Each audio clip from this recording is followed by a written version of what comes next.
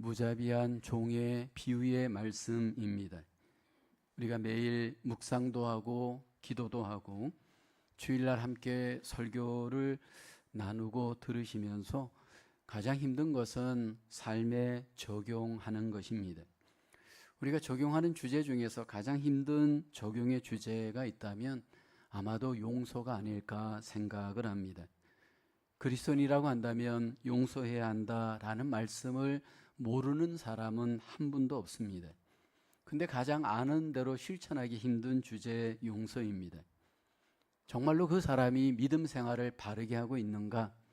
정말 그 사람에게 복음의 역사와 능력이 있는가 알 수 있는 가장 외적인 측정을 한다면 그 사람 속에 용서가 적용되는 일일 겁니다. 용서가 왜 우리에게 중요할까 하면 용서는 모든 관계의 기초가 됩니다. 여러분, 우리의 삶을 들여다볼 때 우리의 관계가 우리의 삶에 있어서 굉장히 힘들다라는 것을 대부분 경험합니다. 가정에서 관계하는 것이 제일 어려운 주제입니다. 직장 생활을 할 때 일보다 더 힘든 것이 관계가 아니던가요? 여러분, 교회 생활을 할 때 제일 힘든 것이 관계입니다. 목회자인 저도 이 관계하는 것이 정말 쉽지 않습니다. 그래서 여러분, 관계 때문에 교회를 그만두기도 하고 관계 때문에 이혼하기도 하고 관계 때문에 직장을 쉬기도 합니다. 우리 인생에 있어서 완전한 관계 정말 힘든 일인데 그 관계의 기초가 바로 용서입니다. 오늘 본문에서 예수님의 수제자였던 베드로가 주여, 형제가 내게 죄를 범하면 몇 번이나 용서하여 주리까? 7번까지 하오리까? 용서에 대한 질문을 합니다. 베드로는 7번까지 용서하면 됩니까? 이렇게 횟수를 주님에게 질문한 것은 7번 정도면 대단한 용서이다 라고 하는 것을 전제했던 질문입니다.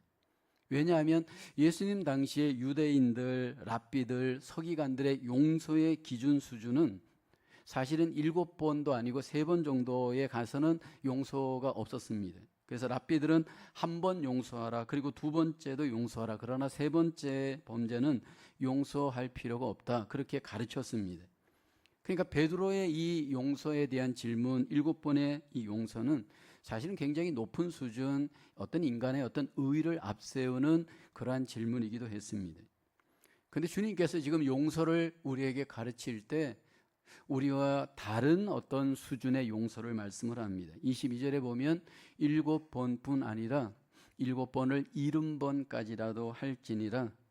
여기 주님께서 7번을 70번까지 용서해야 한다, 490번이라고 하는 이 숫자를 지금 말씀하려고 하는 것이 아닙니다.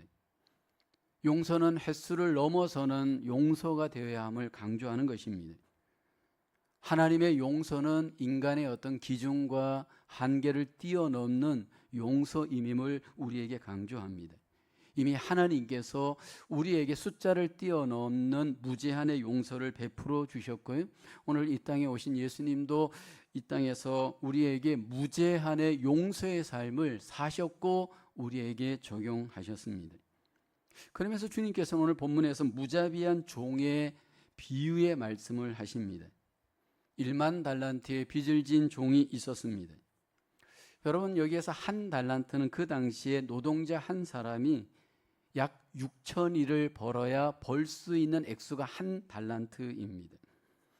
그러니까 여러분, 이 한 사람이 6,000일 정도 버는 그 돈이 여기 보니까 1만 달란트니까 여러분, 그 액수가 엄청난 액수입니다.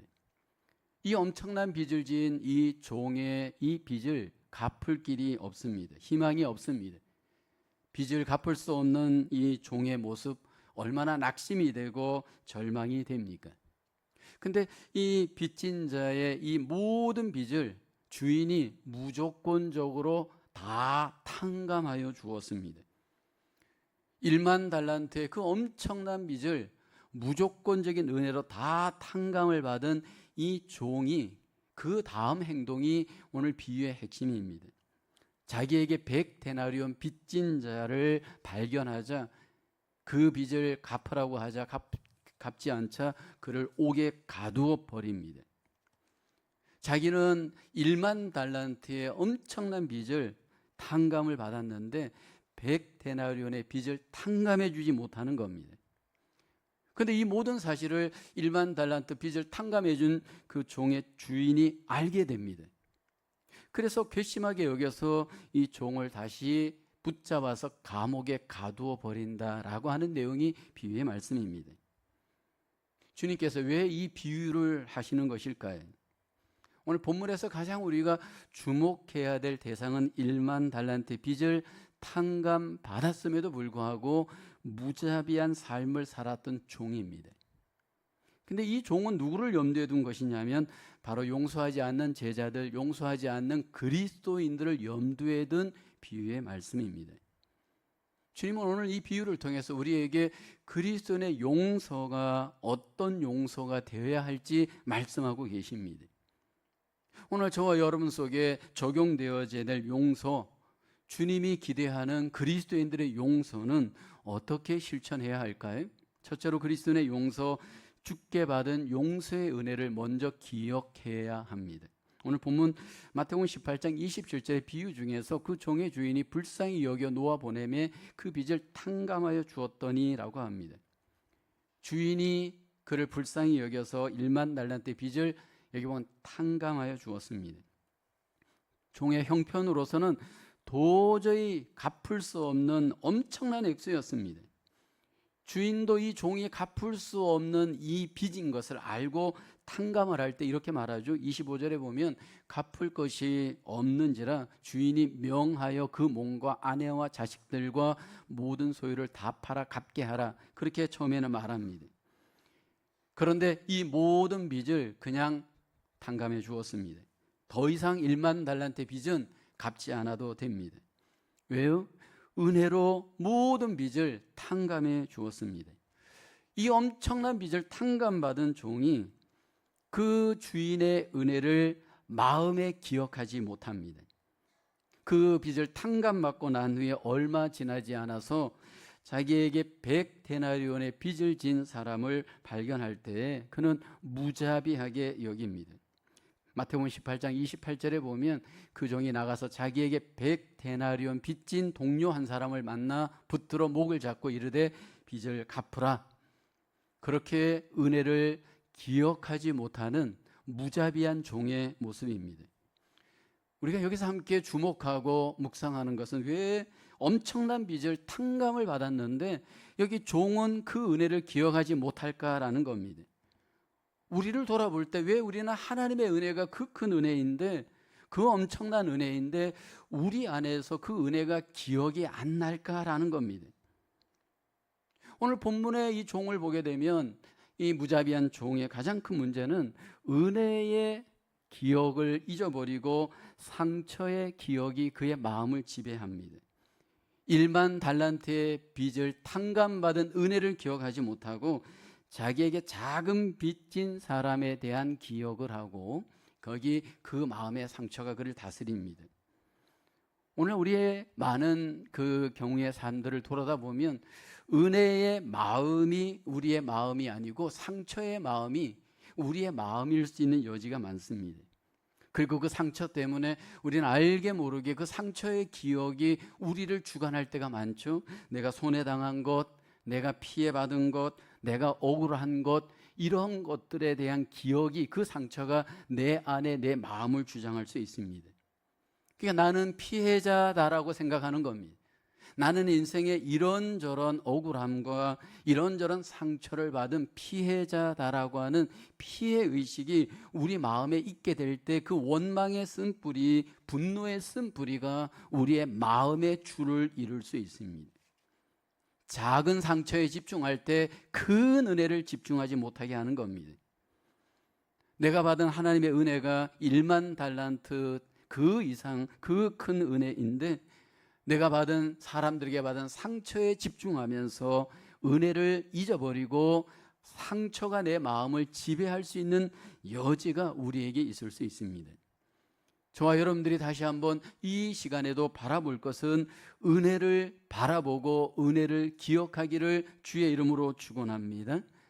하나님께서 그 큰 은혜, 갚을 수 없는 그 큰 은혜를 나에게 무조건적으로 베풀어 주셨다면 그 받은 은혜를 먼저 기억하면서 그 은혜에 기초하여서 이웃을 용서할 수 있는 저와 여러분의 삶으로 하나님 앞에 드려야 할 줄로 믿습니다.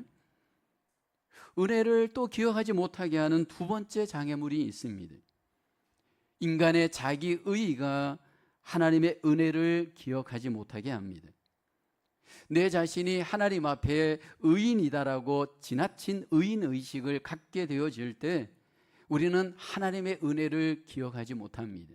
나 정도면 괜찮은 사람이야. 뭐 나 정도면, 이 정도면 내가 하나님 앞에 그래도 괜찮다라고 생각하는 이 자기의의가 여러분 하나님의 은혜를 기억하지 못하게 할 수가 있습니다. 예수님 당시에 바리새인들이 그런 경우이죠. 자신들은 죄와 관련 없이 아주 의롭다고 생각을 했습니다. 그리고 그들의 삶 속에는 의로운 행위도 있었습니다. 의롭다고 생각하고 그 마음속에는 남을 정죄하고 용서하지 못하는 그들의 불의함에 대해서 주님께서는 집중을 하죠.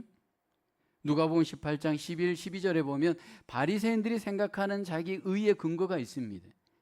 바리새인은 서서 따로 기도하여 이르되 하나님이여 나는 다른 사람들 곧 토색, 불의, 간음을 하는 자들과 같지 아니하고 이 세리와도 같지 아니함을 감사하나이다. 나는 일에 2번씩 금식하고 또 소득의 11조를 드리나이다 하고 라고 하죠. 물론 우리가 행위를 행해야 됩니다. 근데 문제는 그 행위가 전부 공로가 됩니다. 그 행위가 전부 자기 자랑이 됩니다. 이렇게 바리새인들은 자기 공로를 자랑하고 자기의 행위를 자랑하면서 그리고 그 잣대로 이웃들을 정죄하고 판단하고 공격을 합니다. 그리고 자기는 완전하다고 생각하고 그리고 불의한 사람들에 대해서 용서를 못합니다. 인간의 의를 앞세우고 불의한 자기의 의를 내적으로 숨기는 그들의 이중성에 대해서 주님은 이렇게 책망하시죠. 마태복음 24장 25절에 보면 화 있을진저 외식하는 서기관들과 그 바리새인들이요 장과 대접의 겉은 깨끗이 하되 그 안에는 탐욕과 방탕으로 가득하게 하는도다. 여러분 이 시간에도 우리가 주목할 것은 우리의 외면이 아닙니다. 주님이 보시는 것은 우리의 내면입니다. 그 안에는 탐욕과 방탕이 가득해 있으면서 외적인 것으로 남을 정죄하고 공격하는 그들의 이중성, 하나님의 은혜를 제한하게 됩니다. 이 시간 저와 여러분들이 하나님께서 나에게 베푸신 그 모든 풍성한 은혜를 먼저 내 마음에 온전하게 기억할 수 있는 기억의 은혜가 우리의 삶에 적용되기를 주의 이름으로 축원합니다. 우리가 이 시간 기억해야 될 하나님의 그 크신 은혜, 그 풍성한 은혜의 가장 핵심적인 은혜는 십자가의 은혜입니다. 하나님께서 우리에게 십자가의 은혜를 용서를 우리에게 무조건적으로 베풀어 주셨습니다. 여러분 예수님께서 십자가 위에서 7마디의 말씀을 하는데 그 중에 가장 핵심 말씀이 다 이루었다 말씀입니다. 예수님께서 십자가에 사신이 다 이루었다는 말은 다 갚았다라는 의미입니다. 우리의 죄의 빚을 다 갚았다 의미입니다. 그러니까 저와 여러분들에게는 아담으로부터 물려받은 원죄도 있고요. 우리의 가정의 조상들로부터 물려받은 조상들의 죄도 있고요. 또 우리의 삶에서 지은 개인적인 범죄도 있습니다. 그런데 이 모든 죄의 값을 예수님께서 십자가에서 다 갚아주셨습니다. 무조건적인 은혜로 다 갚아주셨습니다. 예수님께서 우리의 죄를 다 갚아주신다라고 하는 이 놀라운 언약은 이미 하나님께서 구약에서 이 땅에 오실 메시아 예수님을 통해서 이루어질 것을 약속하셨습니다. 이사야서 53장 5절에 보면 그가 찔림은 우리의 허물 때문이요 그가 상함은 우리의 죄악 때문이라 그가 징계를 받음으로 우리는 평화를 누리고 그가 채찍에 맞음으로 우리는 나음을 받았도다. 여기 그는 바로 예수님을 의미합니다. 예수님께서 우리의 허물 때문에 우리의 죄악 때문에 친히 찔리셨고 상하셨고 채찍에 맞으셨습니다. 그로 인해서 우리의 모든 죄를 다 갚아주시고 용서해 주시고 우리는 예수 그리스도 안에서 평화를 누리고 나음을 입게 된 줄로 믿습니다. 그런데 이 모든 일들이 우리에게 적용되게 된 이유는 하나님의 전적인 은혜 때문이었습니다. 하나님께서 전적인 은혜로 예수님을 보내주시고 우리의 죄를 예수님에게 대신 담당케 하셨습니다. 그래서 예수님이 우리의 죄를 대신하여 담당하여 우리의 죄값인 고난, 죄값인 사망을 십자가에서 담당하여 주신 줄로 믿습니다. 그리고 우리에게 용서의 은혜를 무조건적으로 베풀어 주신 줄로 믿습니다. 그리스도인들은 용서의 은혜를 믿는 자입니다. 그리스도인들은 용서의 은혜를 적용하는 자들입니다. 용서의 은혜를 믿는다면 여러분, 용서의 은혜가 적용되어져야 될 거룩한 사명이 우리 모두에게 있는 줄로 믿습니다. 그래서 그 사람이 진정한 그리스도인인가? 여러분, 그 사람이 정말 십자가의 은혜를 체험한 사람인가? 그 내적인 은혜, 그 체험의 은혜를 외적으로 만약 증거를 든다고 한다면 바로 용서하는 삶입니다. 하나님의 그 큰 은혜를 정말로 내적으로 경험했다면, 그 마음속에 그 은혜가 있다면 여러분, 외적으로 반드시 용서가 행함을 통해서 적용되어야 됩니다.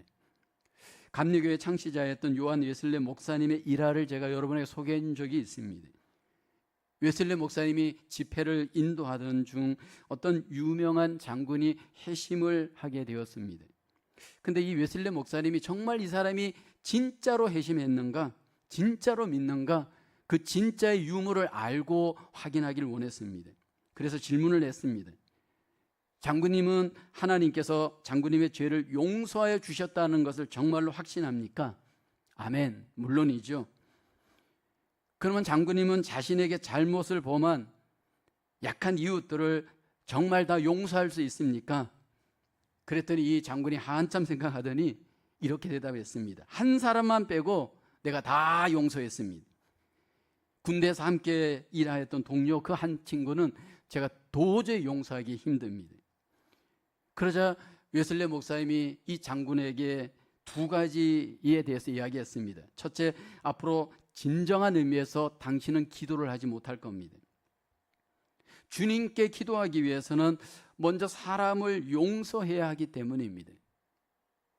주님께서 이 땅에서 매이면 하늘에서도 매인다라고 말씀을 하셨기 때문입니다. 두 번째는 장군님은 앞으로 절대로 실수하지 말아야 합니다. 그래야만 다른 사람에게 용서 구할 일이 없어질 것이기 때문입니다. 만약 잘못을 범하지 않아야만 당신은 하나님 앞에 용서 구할 일도 없을 수 있기 때문입니다. 여러분, 우리가 이 땅에서 이론적으로 용서를 말하는 것, 그것을 넘어서는 은혜 안에서 용서가 은혜로 적용되어지기를 주님은 우리에게 원하십니다. 우리를 무조건적으로 용서해 주었다면 여러분, 교회 안에서 정죄하지 말고 판단하지 말고 먼저 용서하기를 결단하고 용서할 수 있는 삶이 되기를 주의 이름으로 축원합니다. 은혜의 삶을 이미 경험했다면 그것이 우리 안에서 밖으로 흘러나와야 되고 그것이 우리의 관계 속에 반드시 적용해야 할 줄로 믿습니다. 우리의 삶 속에 은혜 안에서 하나님이 주신 그 은혜가 우리 안에 기억되어지고 삶으로 적용되어지는 아름다운 관계가 우리 속에 회복되어지기를 주의 이름으로 축원합니다. 두 번째로 그리스도인의 용서, 주님께서 나를 불쌍히 여긴 같이 남을 불쌍히 여기는 것입니다. 오늘 마태복음 18장 33절에 비유에서 내가 너를 불쌍히 여긴과 같이 너도 내 동료를 불쌍히 여김이 마땅하지 아니하냐 하고, 여기 1만 달란트 그 빚을 용서받은 자 100데나리온 자기에게 빚진 자를 불쌍히 여기지 못하였습니다. 만일에 불쌍히 여기는 마음이 있다면 100데나리온 그 약한 자를 결국 용서하고 모든 것들을 해결할 수 있었을 겁니다. 우리에게 불쌍히 여기는 마음이 있는지, 만약 여러분 불쌍히 여기는 마음이 있다면 그 사람에게 나타나는 특징이 무엇일까요? 여러분, 불쌍히 여기는 마음이 있는 사람을 보면 공감 능력이 있고 이해심이 있습니다. 누가 범죄하거나 약한 사람을 보게 되면 여러분 그 사람에 대해서 일단 공감을 해주고 그 사람의 편에 서서 이해해 주려고 합니다. 그 사람의 약한 부분들을, 아픔들을 이해해 주면서 공감합니다. 이것은 잘못을 인정하는 것이 아닙니다. 죄에 대해서 실패한 것, 약한 것에 대해서 마음을 안타까워하면서 공감하면서 그 사람의 편에서 모든 것들을 여러분 이해해 주는 마음입니다. 이 땅에 오셨던 예수님은 우리를 대할 때, 죄인들을 대할 때 가장 기본적인 것이 불쌍히 여김으로부터 시작이 됩니다. 예수님께서 어느 날 사마리아 성을 지나갈 때 남편을 6명 둔 여인을 만납니다. 이 수가성의 여인은 여러분 남편을 6명이나 두었습니다. 그래서 수치심 때문에 다른 사람의 눈을 피해서 아마 낮 시간에 물을 기르러 왔던 것 같습니다. 그때 주님께서 이 여인을 찾아가시고 다가가셔서 마음을 열고 질문하잖아요. 정죄하지 않고 나에게 좀 물을 좀 달라 요구합니다. 그러자 이 여인이 주님에게 이상하게 자기를 대하는 그 유대인인 예수님을 향해서 이렇게 말하죠. 당신은 유대인으로 어찌하여 사마리아 여자인 나에게 물을 달라고 하십니까? 다른 사람들과 관계하는 방식이 다른 겁니다. 정죄하지 않고 그 여인의 입장을 공감하고 이해해주고 긍휼히 여기면서 그 여인과 관계하고 그 여인에게 복음을 전합니다. 여러분 간음 중에 현장에서 붙잡힌 팩트가 분명한 간음의 여인을 주님께 데리고 오죠. 모든 유대인들이 그를 정죄했습니다. 그때 주님께서는 너희 중에 죄 없는 자가 돌로 쳐라. 정죄하지 않습니다. 그리고 그를 가서 다시는 죄를 범하지 말아라. 그를 긍휼히 여기시고 용서하여 주었습니다. 여러분 교회 안에서 우리의 삶 속에 가장 적용되어야 될 부분이 약한 자들에 대해서, 범죄한 자들에 대해서 우리가 이렇게 불쌍히 여기는 마음을 가져야 합니다. 그런데 주님께서는 지금도 우리를 긍휼히 여기십니다. 하늘 보좌에서 지금 대제사장으로 계시는 예수님은 지금도 약한 우리에 대해서 긍휼히 여기시면서 우리와 관계하시죠. 히브리서 4장 15, 16절에 말씀하잖아요. 우리에게 있는 대제사장은 예수님을 말합니다. 우리의 연약함을 동정하지 못하실 이가 아니요 모든 일에 우리와 똑같이 시험을 받으신 이로되 죄는 없으시니라. 우리의 이 연약함을 주님이 아시고 우리를 동정하십니다. 긍휼히 여겨주십니다. 불쌍히 여겨주십니다. 우리 개인들을 돌아볼 때 완벽한 것 같지만 완벽한 사람은 한 명도 없습니다.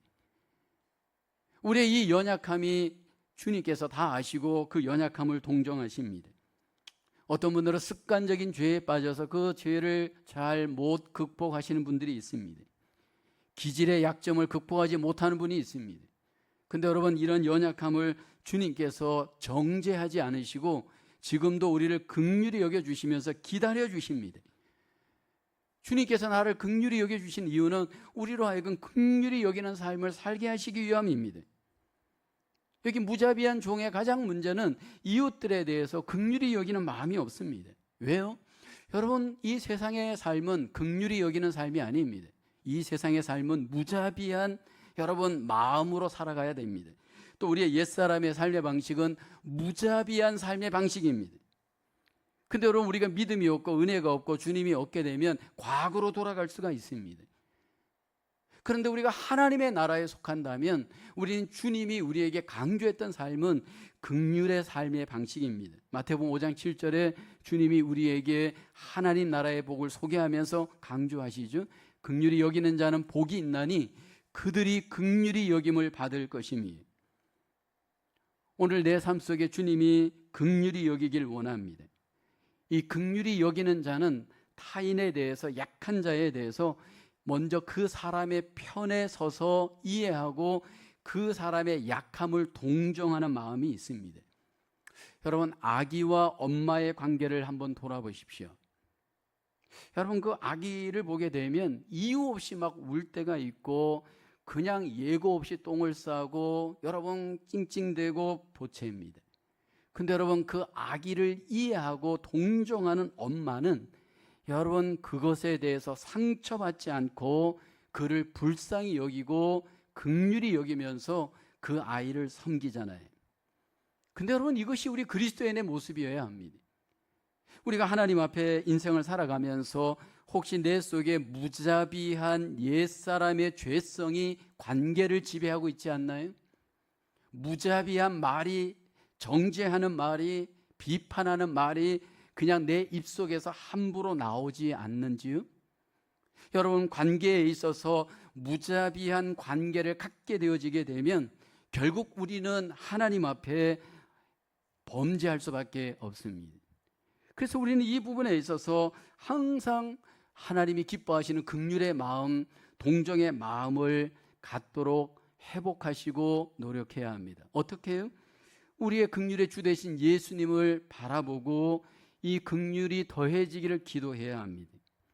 예수님께서 십자가에서 끝까지 우리에게 보여주신 기도가 긍휼의 기도였습니다.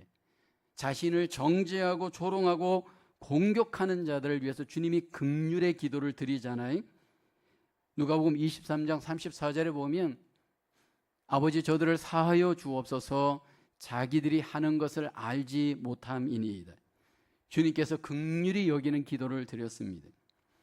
오늘 혹시 내 마음속에 하나님이 원하시는 긍휼의 마음이 필요하다면 여러분, 그 긍휼을 우리에게 덧입혀 주시는 주님 앞에 긍휼을 위해서 기도할 수 있기를 주의 이름으로 축원합니다. 목회를 하고 성도들과 관계를 하다 보면 심지어는 목회자도 성도들을 긍휼히 여길 수 없는 그러한 상황이 생깁니다. 여러분, 그럴 때 이 목회자들이 만약에 주님의 얼굴을 구하지 않고 주님의 마음을 구하지 않으면 여러분 결국 긍휼 없는 관계를 하게 됩니다. 이것은 성도들도 마찬가지입니다. 여러분, 돌아보셔야 될 것은 한 교회를 오래 관계하다 보면 상처는 필연적입니다. 근데 여러분, 그 필연적인 상처를 내가 피해의식만 갖고 무자비한 마음을 갖게 되어지잖아요. 그러면 냉정하고 냉담한 마음으로 관계하게 됩니다. 여러분, 그것은 주님이 원하는 관계가 아닙니다. 형식적인 관계는 나에게는 의미가 있지만 주님이 원하는 관계는 그런 관계가 아닙니다. 우리가 하나님 앞에 기도하면서 내 안에 긍휼이 덧입기를 채워지기를 기도할 수 있기를 주의 이름으로 축원합니다. 그리고 긍휼을 덧입었다면 이제는 여러분 그 긍휼에 덧입은 은혜대로 여러분 우리는 믿음 생활해야 됩니다. 믿음 생활은 법으로 하는 것이 아니잖아요. 믿음 생활은 형식으로 하는 것이 아니잖아요. 믿음 생활은 전통으로 하는 것이 아니잖아요. 여러분, 믿음 생활은 주님의 인도하심을 따라 주님의 뜻대로 행해야 됩니다. 형식으로 하는 교회 생활, 여러분 전통적으로 하는 교회 생활은 우리 안에 싸늘한 냉담한 관계만 낳을 뿐입니다. 우리가 저와 여러분들이 주님이 공급해 주시는 긍휼을 덧입어서 우리의 이웃들과 약한 사람들과 긍휼의 관계를 가지면서 주님이 원하는 아름다운 관계를 회복하시고 하나님 앞에 용서의 삶으로 승리하기를 주님의 이름으로 축원합니다. 세 번째로 그리스도인의 용서, 마음으로부터 용서하는 결단을 해야 합니다. 오늘 본문 35절은 이 비유의 결론이죠. 함께 고백해 볼까요? 시작. 너희가 각각 마음으로부터 형제를 용서하지 아니하면 나의 하늘 아버지께서도 너희에게 이와 같이 하시리라. 우리가 마음으로 용서하지 않을 때 하나님도 용서를 제한하시겠다 말씀을 합니다. 무자비한 종의 비유를 통해서 마지막으로 결론적으로 주님이 강조하는 것은 너희가 마음으로부터 용서하라 말씀을 하십니다. 여러분, 용서란 입술로 하는 것이 아니고 물질로 하는 것이 아니고 마음으로 하는 겁니다. 겉으로 용서하는 척 해도 마음으로 용서하지 않는다는 건 용서가 아닙니다. 여러분, 어떻게 하면 우리는 이 마음의 용서가 가능할까요? 여러분, 오늘 본문의 비유의 종을 보면 마음으로 용서하지 못하였습니다. 왜 마음에서 용서가 안 일어나게 될까요? 여러분, 인생의 대부분의 문제, 용서를 포함한 인생의 대부분의 문제를 추적해 가서 여러분 결국 따져보면 마지막의 문제는 마음이 문제입니다. 인생의 모든 관계의 문제, 마음에서 일어납니다. 대부분 우리는 문제를 외부에서 찾지만 성경은 우리 내부의 마음이 문제이다 말씀을 합니다. 빙산을 보면 보이는 것이 20%인데 보이지 않는 것이 80%입니다.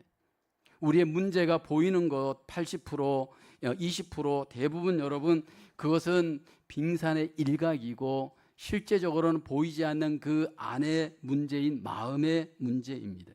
그래서 성경은 우리에게 마음을 지키라, 우리에게 책임을 요구합니다. 잠언 4장 23절에 모든 지킬 만한 것 중에 더욱 내 마음을 지키라, 생명의 근원이 이에서 남이니라. 여러분은 마음을 잘 지키고 계신지요? 마음을 잘 지키는 분들은 관계를 잘 합니다. 마음을 잘 지키는 분들을 보면 가정에서 관계가 원만하고요, 직장에서 관계가 원만하고요, 교회에서 관계가 원만합니다. 근데 그 관계가 나에게 잘해주는 사람과 관계를 잘하는 것은 잘한다라고 볼 수는 없습니다. 물론 그것도 일부분입니다. 중요한 것은 나와 관계가 틀어졌을 때 여러분 그 사람과 관계를 어떻게 하느냐가 그 사람의 관계의 능력입니다. 근데 내 마음이 건강하면 관계도 건강합니다. 문제는 우리의 마음이 어떻게 하면 건강할 수 있을까요?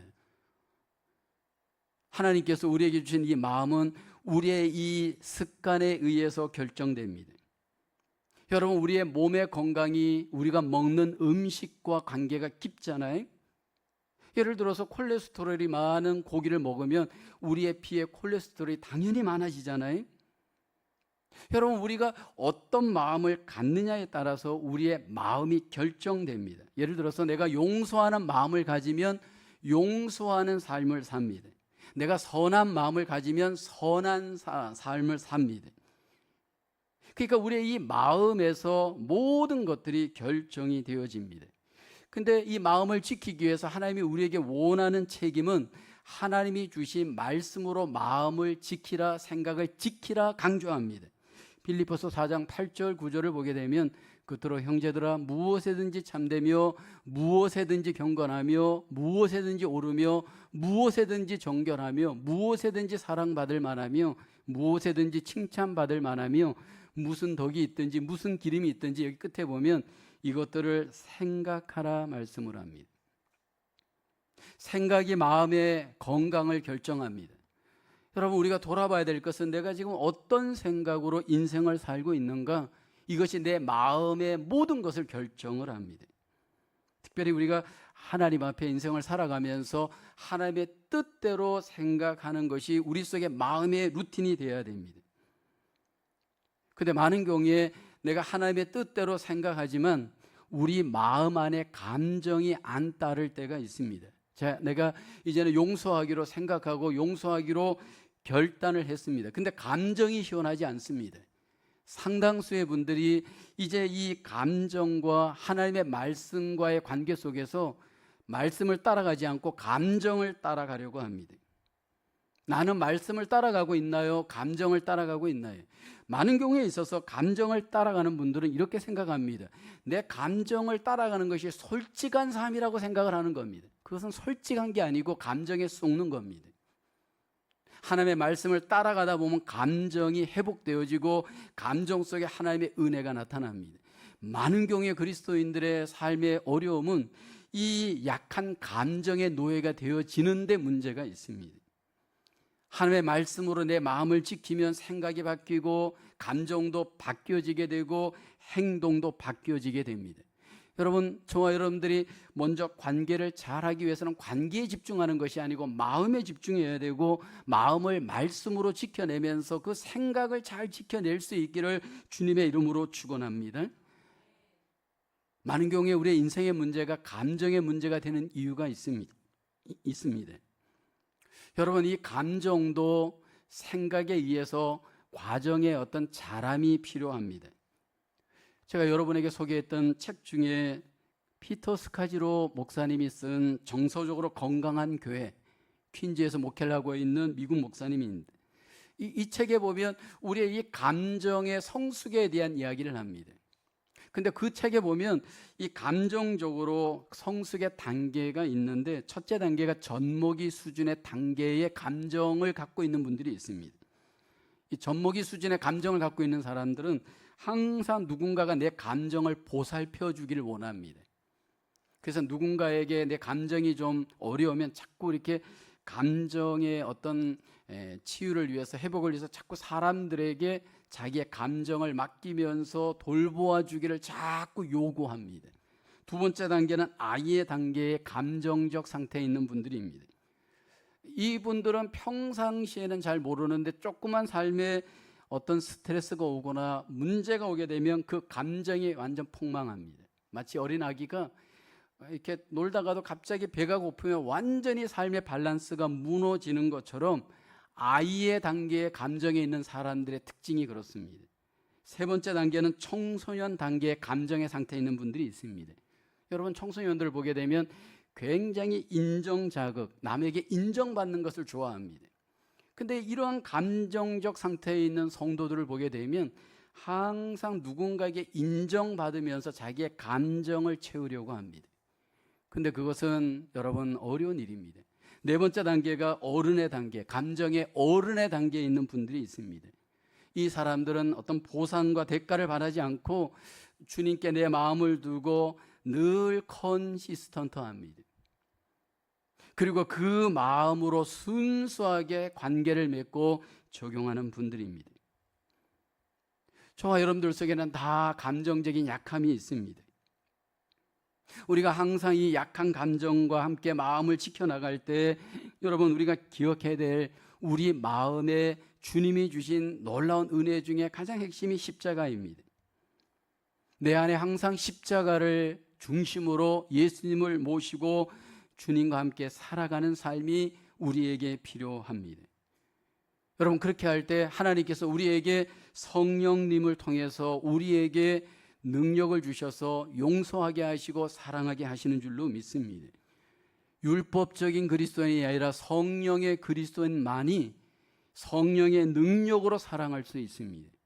성령의 능력은 우리에게 십자가의 은혜, 하나님의 놀라우신 사랑을 가능케 한 하나님의 위대한 능력인 줄로 믿습니다. 이 땅에서 여러분, 용서하고 그 용서를 넘어서 사랑하는 삶이 하나님과의 관계에서 가장 담대한 삶을 살게 됩니다. 요한일서 3장 21절 22절을 보면 사랑하는 자들아, 만일 우리 마음이 우리를 책망할 것이 없으면 하나님 앞에서 담대함을 얻고 라고 말씀을 합니다. 하나님은 우리의 아버지가 되시고 우리는 그 자녀가 되면서 여러분, 우리 사이에 꺼림이 없으면 우리는 하나님 앞에 담대하게 신앙생활합니다. 그 담대한 신앙생활은 결국은 세상을 이기고 죄악을 이기고 마귀를 이기고 승리하며 하나님의 복을 풍성하게 누리는 삶으로 승리하게 되는 줄로 믿습니다. 대한민국 기독교 역사에서 꼭 우리가 기억해야 될 한 분 목사님이 계십니다. 사랑의 원자탄으로 알려진 손양원 목사님입니다. 한국에 있을 때 저는 이분의 행적을 알기 원해서 이렇게 교인들과 함께 그 한국의 성지 순례를 하면서 이곳에 이분의 사역했던 곳을 방문했던 적이 있습니다. 이분은 1950년도 한국 전쟁 때 순교를 당합니다. 근데 순교 당하기 2년 전 1948년대에 여순 반란 사건을 겪습니다. 거기에서 두 아들, 19살 손동인, 17살 손동신, 여러분, 그 두 아들을 잃게 됩니다. 좌익 세력에 의해서 이 두 아들이 결국 죽임을 당한 겁니다. 근데 이 두 아들을 죽이는데 주역이 되었던 사람이 누구냐면 바로 친구였던 학생이었습니다. 나중에 이 두 아들을 죽인 이 학생이 붙잡히게 되고 총살의 위협에 처해지게 됩니다. 근데 여러분, 놀랍게도 손양원 목사님이 그때 두 아들을 죽인 이 학생을 구명하는 탄원서를 쓰게 됩니다. 그 아들을 죽인 이 사람을, 이 학생을 용서한 겁니다. 근데 여러분, 이 용서한 것만 해도, 두 아들을 죽인 여러분 이 학생을 용서한 것만 해도 정말 위대한 일이잖아요. 근데 이 두 명의 아들을 죽인 그 사람, 안재선이라고 하는 그 당시 학생, 이 사람을 자기의 양아들로 삼습니다. 근데 여러분, 양아들로 삼는다고 했을 때 가장 반대했던 사람들이 누구냐면 가족입니다. 식구들입니다. 어떻게 자식을 죽인 사람을 양아들로 삼을 수 있겠는가 반대하고, 그로 인해서 굉장히 갈등이 있었습니다. 그러나 결국은 그를 양아들로 삼습니다. 왜냐하면 손양원 목사님이 그때 이렇게 사람들에게 말했다라고 합니다. 용서만 해서는 안 된다. 용서할 뿐 아니라 원수를 사랑하라고 주님은 말씀하였다. 그러면서 그 사랑의 계명을 몸소 실천을 한 겁니다. 이게 어떻게 가능할까요? 오늘 나에게 여러분 용서와 사랑이 가능하게 하는 그 힘, 그 능력은 무엇일까요? 우리 힘으로는 불가능합니다. 우리 안에 계신 성령 하나님의 은혜와 능력이 여러분 우리에게 그 힘을 가능케 하는 힘인 줄로 믿습니다. 저와 여러분 속에 교회 생활, 가정 생활, 직장 생활 속에 다시 한번 우리가 돌아봐야 될 것은 관계입니다. 원수 맺고 미워하고 용서하지 못하는 관계가 혹 우리에게는 없는가 돌아보며 관계가 용서로부터 회복되어지는 우리 모두의 삶이 되기를 주의 이름으로 축원합니다. 하나님이 나에게 베풀었던 은혜를 기억하며 우리는 용서해야 됩니다. 하나님이 나를 불쌍히 여긴과 같이 우리의 이웃들을 불쌍히 여겨야 합니다. 하나님께서 우리에게 주신 그 마음 성령의 능력을 의지하여서 우리는 용서하며 관계를 회복해야 할 줄로 믿습니다. 저와 여러분의 삶 속에 관계가 회복되어져 하나님의 놀라운 은혜와 놀라운 복을 경험하며 영광을 돌리는 저와 여러분의 삶으로 승리할 수 있기를 주님의 이름으로 축원합니다. 기도하겠습니다. 살아계신 하나님, 우리를 무조건적인 은혜로 용서하여 주시고 사랑하여 주시고 구원하여 주심을 감사합니다. 하나님께 받은 그 위대한 무조건적인 은혜를 늘 마음에 기억하는 저희들 되게 하여 주시옵소서. 무엇보다도 우리의 이웃들을 주님이 나를 불쌍히 여긴과 같이 이해하고 동정하며 불쌍히 여길 수 있는 저희들 되게 하여 주시옵소서. 우리의 마음이 늘 성령의 능력과 인도하심을 따라 하나님 용서하고 사랑할 수 있도록 하나님의 성령으로 저희를 붙잡아 주시옵소서. 하나님께서 우리 모두가 용서하며 사랑하며 승리할 수 있도록 인도해 주실 것을 믿사옵고 예수님의 이름으로 기도하옵나이다. 아멘.